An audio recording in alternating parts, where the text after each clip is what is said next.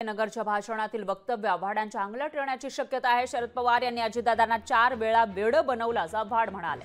अजितदादा ते जे सांगत होते त्यावर आव्हाडांनी एक प्रकारे शिक्कामोर्तब केल्याचा पलटवार यावरून तटकरेंनी केला आहे। तर जितेंद्र आव्हाड स्वतःच्याच वक्तव्यामुळे पुन्हा एकदा अडचणीत येताना दिसून येत आहेत। जितेंद्र आव्हाड यांनी एक वक्तव्य केलं आहे, तर शरद पवारांनी अजितदादांना 4 वेळा बेड बनवलं असं आव्हाड म्हणाले। आणि यावरून राष्ट्रवादी अजित पवारांचे राष्ट्रवादीचे सुनील तटकरे यांनी निशाणा साधलेला आहे। तर जे अजितदादा सांगत होते त्यावर आव्हाडांनी शिक्कामोर्तब केल्याचं तटकरे म्हणाले। एवढंही तुम्हाला कळत नाही का की साहेब तुम्हाला एका रस्त्यावर घेऊन जातात, पुढेपर्यंत नेतात आणि सोडून देतात आणि साहेब परत येतात।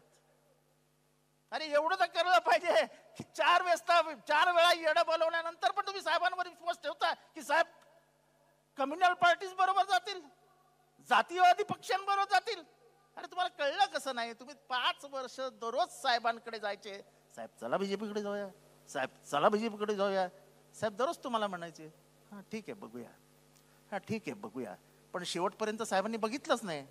त्यांच्या भाषणातले जे शब्द आहेत जे आपण ही सुद्धा पाहू शकता, 4 वेळा साहेबांनी वेळ बनवला। जे आम्ही सांगत आलो 1 वर्षभर की 14 असेल, 16 असेल, 19 असेल, 20, 22 असेल, राजीनामा दिला असेल, त्या वेळेला हे ठरलेलं होतं की भारतीय जनता पक्षावरती जायचं आणि निर्णय वरिष्ठ पातळीवरती झाला होता।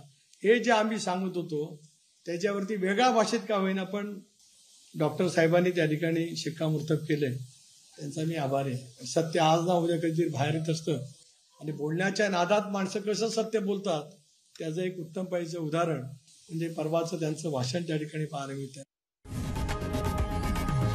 लोकशाही मराठी ऐका, पहा, जागरूक रहा।